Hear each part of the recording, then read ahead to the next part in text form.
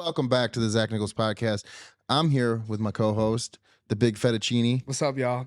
And more importantly, are you playing music back there, Yeah, Mike? what was that, Mike? Well, anyways, more importantly, we're here with Selena Knight, Ryan Knight's big sister, older sister. Yes.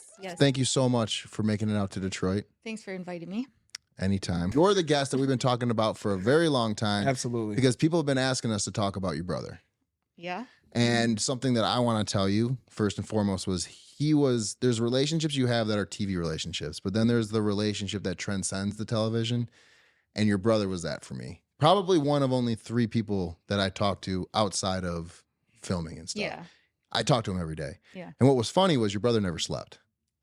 Yes. He literally never went to bed. So when we would talk is because I wake up at 2:45. That's when I'm up because I like to have 2 or 3 hours to myself.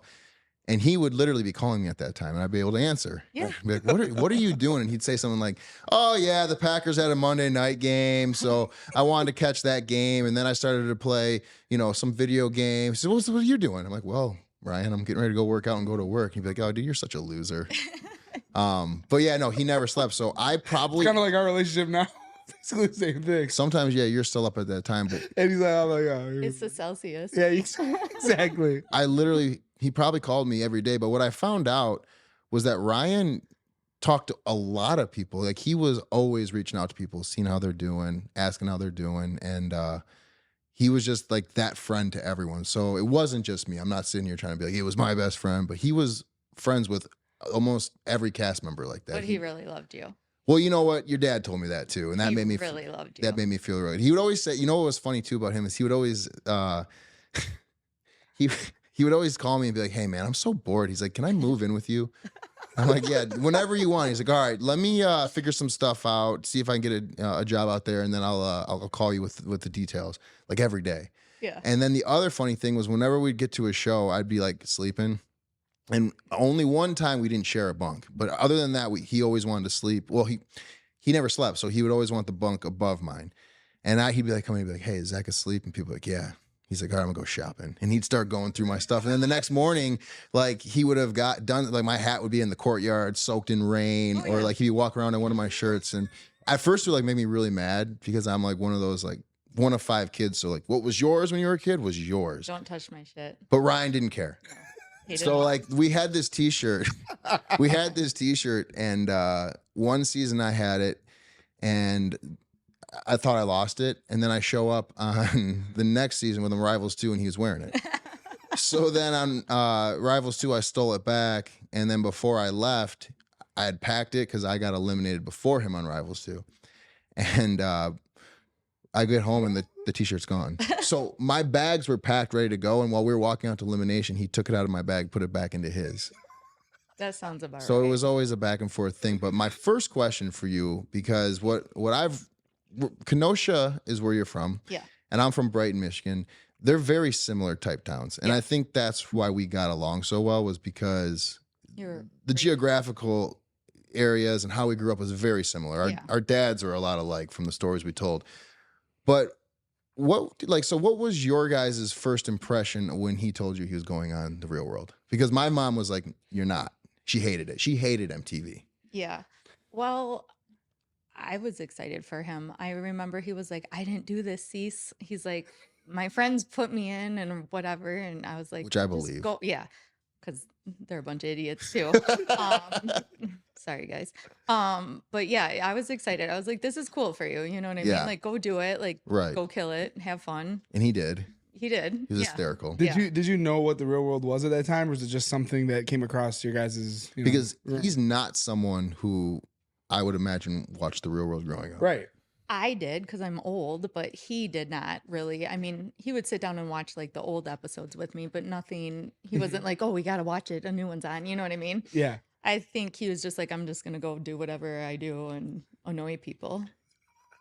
That's what he did. He literally was. So he was the best at getting under people's skin. Oh, yeah. But the thing about him was Ryan was someone who could cross a line and no one got mad at him.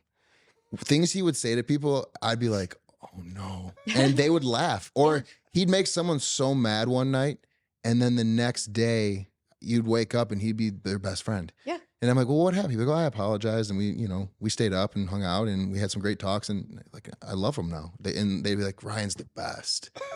And that was what was funny was no one called him Knight. Everyone just called him Ryan. Yeah. Because he told everyone, he's like, no, he's like, you can't call me that. That's what my friends call me back home. You're not the same. No, that's what he would say. He's like, you guys aren't close to me like that. Call me Ryan. And so we all called him Ryan, but because of the guy on his original season, they called him Knight, which is literally one of the coolest nicknames ever. Oh yeah, badass. So, so he goes on the show. What is the reaction in your town? Because I'm assuming it's somewhat of a small town. Is everybody jazzed about it? Was it like how was the pandemonium at the time? So it's not super small. I was in Seattle at the Oh, okay, time, that's so right. I didn't fly back, but I know they had a big like viewing party at a bar. I say it was Rivals.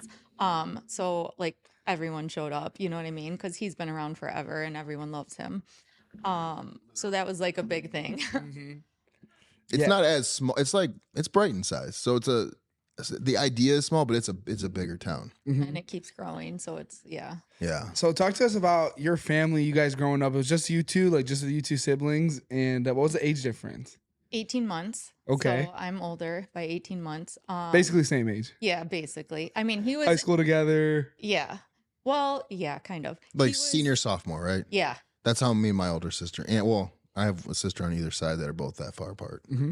It was great. Yeah. Because I could pick on him and, but he was friends with all my friends. They all loved him. And he was friends with all the older hockey boys. So everyone protected him. Like he could do no wrong. He was the baby. Mm-hmm. Oh, so when he got on the Real World, it was like big deal. Yeah. Yeah. Huge deal. Everyone was like, he's perfect for it. He was. Yeah. Yeah. Was he always alive at the party since he was a kid, or Yeah. or did you ever have any of that, or was he just kind of took? Where do you think he learned it from? Okay, okay. I mean, seriously. So I taught him well. yeah, so and the other thing too was the funny thing about Ryan was, like you said, he never slept. So we're in Panama. There's a rainstorm. Oh, yeah. He starts like tapping me on the forehead. I'm like, what? He's like, dude, it's raining out. You want to come watch? I'm like, okay. So we go out there and we would just talk. But the funny thing was, whenever a girl would piss him off, Oh, he'd be yeah. like, oh, they're so lucky my sister's not here. You know how tough she is? She would beat the shit out of them. That was like what he would always say. He's like, she's beat the shit out of me. He's like, what do you think she'd do to them? He's like, she would be great for this. She would be so good. She would beat the shit of all these girls.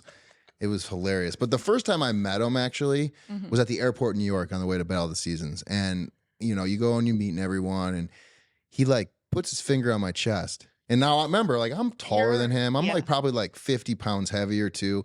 And he goes, because he tweeted me during my Real World while it was airing. And it was a nice tweet. It was basically in support of me because I got, beat up on Twitter and all that. People did not like me. And I just liked it. Oh, well. And he was like, listen, he goes, I don't care how big you are. If I ever tweet you anything ever again and all you do is like it, he goes, I'm going to beat your ass.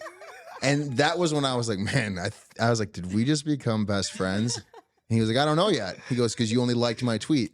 He wanted me to retweet, obviously, you know what I'm saying? That's a perfect example because just knowing you, like if anyone gives you an ultimatum and the second part of it is I'll beat your ass and then you become friends with him, he must have been the most disarming person of all time. He is the most disarming person of all time. Oh, But he literally, yeah. finger on my chest was like, hey, I'm Zach. He goes, I know who you are.